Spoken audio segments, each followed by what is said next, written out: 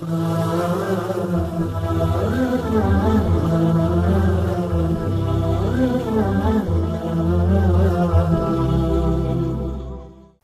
আলাইকুম ওয়া রাহমাতুল্লাহি ওয়া বারাকাতুহু।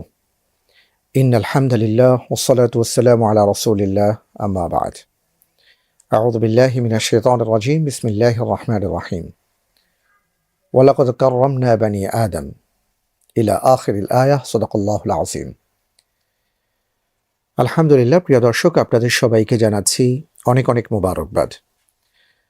আল্লাহ রাব্বুল আলামিনের কাছে আমরা কৃতজ্ঞতা আদায় করছি যে তিনি আমাদেরকে পৃথিবীতে আল্লাহর যত মাখলুকাত আছে তার মধ্যে তিনি সম্মানিত করে পাঠিয়েছেন, যে কারণে পবিত্র কুরআনুল কারীমে তিনি ইরশাদ করেছেন, ওয়ালাকাদ কাররামনা বানি আদম ওয়া হামালনাহুম ফিল বাররি ওয়াল বাহর ওয়া রাযাকনাহুম মিনাত তাইয়্যিবাত ওয়া ফাদ্দালনাহুম আলা কাসীরিম মিম্মান খালাকনা তাফদীলা।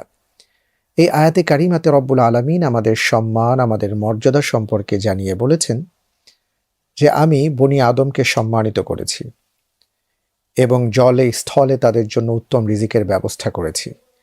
এইভাবে আল্লাহ সুবহানাহু ওয়া তাআলা আমাদের সম্মান সমস্ত মাখলুকাতের মধ্যে আল্লাহ তাআলা দিয়েছেন, সে বিষয়টি জানিয়ে দিয়েছেন। নিশ্চয়ই আপনাদের মনে আছে মানব সৃষ্টির সেই ইতিহাসের কথা। আল্লাহ রাব্বুল আলামিন সূরাতুল বাকারার ৩০ নম্বর আয়াতে ইরশাদ করেন, ওয়া ইয ক্বালা রাব্বুকা লিল মালাইকাতি ইন্নী জাইলুন ফিল আরদি খলিফা। ফেরেশতাদের সামনে রব্বুল আলামিন তার সিদ্ধান্তের কথা জানিয়ে বললেন যে আমি পৃথিবীতে প্রতিনিধি পাঠাবো। ফেরেশতাগণ বললেন, আতাজআলু ফীহা মান ইউফসিদু ফীহা ওয়া ইয়াসফিকুদ দিমা। আপনি কি পৃথিবীতে এমন একটি জাতিকে পাঠাবেন যারা দাঙ্গা ফাসাদ করবে, রক্ত ঝরাবে? ওয়া নাহনু নুসাব্বিহু বিহামদিকা ওয়া নুকদ্দিসু লাক। আপনার গুণকীর্তন করার জন্য, আপনার তাসবিহ, আপনার গুণ বর্ণনা করার জন্য আমরাই তো যথেষ্ট। ক্বালা ইন্নী আ'লামু মা লা তা'লামুন। ফেরেশতাদের এই কথায় আল্লাহ রাব্বুল আলামিন সুস্পষ্টভাবে বলে দিলেন, আমি যা জানি তোমরা তা জানো না। আল্লাহ রাব্বুল আলামিন তখন এই বনি আদমকে, অর্থাৎ আদম আলাইহিস সালাতু ওয়াস সালামকে সৃষ্টি করলেন। এরপরে ঘটনা আমরা সবাই জানি। আদম আলাইহিস সালাতু ওয়াস সালাম তারপরে তাঁর থেকে অথবা তার বাম পাজরের হাড় থেকে হাওয়া আলাইহিস সালাতু ওয়াস সালামকে সৃষ্টি করলেন। তারা যখন জান্নাতে থাকছেন, এর মধ্যে একটা ঘটনা ঘটে গেল। যখন আদম আলাইহিস সালাতু ওয়াস সালামকে সৃষ্টি করেছেন, তখন রব্বুল আলামিন সবাইকে বলেছিলেন তাঁর সম্মানার্থে মাথা নত করতে বা সেজদায় অবনত হতে। সেই সেজদা সবাই দিয়েছিল, কিন্তু একজন ছাড়া। এই কারণে তার নাম পরবর্তীতে হয়ে গেল শয়তান। এবং এই শয়তানের সাথে আদম আলাইহিস সালাতু ওয়াস সালামের যেই শত্রুতা তৈরি হলো, শয়তান তৈরি করলো, তখন সে কিছু কথা বলেছিল রব্বুল আলামিনের কাছে। পবিত্র কুরআনুল কারীমের নানা জায়গায় আল্লাহ তাআলা সেই বিষয়গুলো আমাদেরকে সুস্পষ্টভাবে জানিয়ে দিয়েছেন। যেমন আমরা যদি বলি, সূরা আরাফের 14 থেকে 17 নম্বর আয়াতে শয়তান কি বলেছিল, তার জবাবে রব্বুল আলামিন তাকে কি বলেছেন। ক্বালা আনজিরনি ইলা ইয়াউমি ইউবআসুন। সে বলেছিল, হে আল্লাহ, আপনি আমাকে কিয়ামত পর্যন্ত অবকাশ প্রদান করুন। অর্থাৎ সে যেহেতু এর আগে অনেক ইবাদত বন্দিগি করেছিল, তার বিনিময় সে চাচ্ছিল। আল্লাহ সুবহানাহু ওয়া তাআলা বলেছিলেন, ইন্নাকা মিনাল মুনজারিন, তোমাকে অবকাশ দেয়া হলো। এবার সে তার ভেতরের যে ক্ষোভ আদম আলাইহিস সালাতু ওয়াস সালাম এবং তার বংশ পরম্পরায় যারা পৃথিবীতে আসবেন বনি আদম হয়ে, তাদের ব্যাপারে শয়তান তার পরিকল্পনাটা এইভাবে ব্যক্ত করল, ফাবিমা আগওয়াইতানি লাআকউদান্না লাহুম সিরাতাকাল মুস্তাকিম। যেহেতু আপনি আমাকে পথভ্রষ্ট করে দিয়েছেন, অর্থাৎ আমি পদচ্যুত হয়েছি এবং এদের কারণে হয়েছি, এই জন্য আপনার সিরাতে মুস্তাকিম, এই সঠিক পথের মাঝে আমি বসে থাকব। সুম্মা লাআতিয়ান্নাহুম মিন বাইনি আইদিহিম ওয়া মিন খালফিহিম ওয়া আন আইমানিহিম ওয়া আন শামাইলিহিম ওয়া লা তাজিদু আকসারাহুম শাকিরিন। এবং কি করব? আমি তাদের সামনে থেকে, পেছন থেকে, উপর থেকে, নিচ থেকে আমি তাদেরকে গ্রাস করার চেষ্টা করব। আমি তাদেরকে সেই সিরাতে মুস্তাকিমের পথে চলতে দিব না। এবং অধিকাংশ কি আপনি কৃতজ্ঞ পাবেন না। আল্লাহ সুবহানাহু ওয়া তাআলা বলেছেন যে তুমি বের হয়ে যাও এই জান্নাত থেকে। ওয়া ইন্না আলাইকা লানাতা ইলা ইয়াউমিদ্দিন, কিয়ামত পর্যন্ত তোমার উপর লানত বর্ষিত হতে থাকবে। শয়তান এবার তার মিশনে নেমে পড়েছে। এরপরে সে চেষ্টা করেছে আদম আলাইহিস সালাতু ওয়াস সালাম, হাওয়া আলাইহাস সালাতু ওয়াস সালামকে কিভাবে জান্নাত থেকে বের করা যায়, সেই ইতিহাস আমাদের সবার জানা।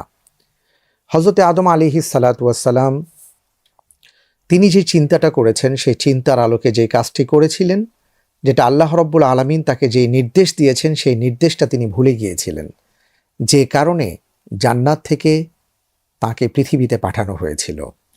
প্রিয় দর্শক, সেখান থেকেই আসলে শুরু হয় কখনো কখনো আমাদের ভুল পথে বা ভুল করে ফেলা, ভুল করে ভুল করা। কিন্তু এই ভুল যদি আমরা করে ফেলি, তাহলে কি আমাদের বাঁচার কোনো পথ আছে? বিকল্প কোনো রাস্তা কি আছে? আল্লাহ রাব্বুল আলামিন কি ভুল করার পরে কোনো বান্দা যদি ফিরে আসতে চায়, তার জন্য কি কোনো পথ খোলা রেখেছেন? হ্যাঁ, তিনি আমাদের জন্য পথ খোলা রেখেছেন। আমরা দেখেছি যে পৃথিবীর সেই শুরু থেকে যদি হাবিল এবং কাবিলের কথা উল্লেখ করা হয়, সেখান থেকে এ পর্যন্ত এবং কিয়ামত পর্যন্ত যত মানুষ পৃথিবীতে আসবে, সবাই ভুল করবে।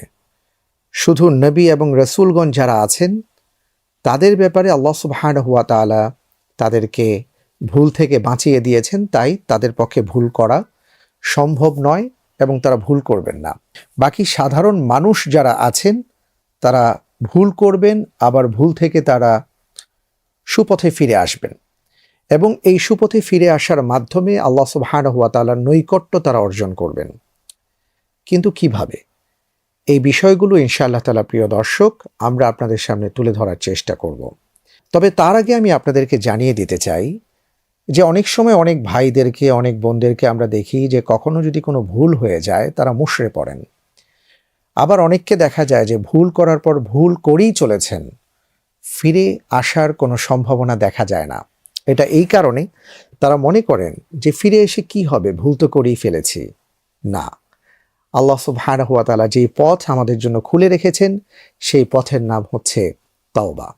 তবে হ্যাঁ, একটা বিষয় আমাদের মনে রাখতে হবে, আমরা কখনো কখনো বড় বড় ভুল করে ফেলি, আবার কখনো কখনো ছোটোখাটো ভুল হয়ে যায়।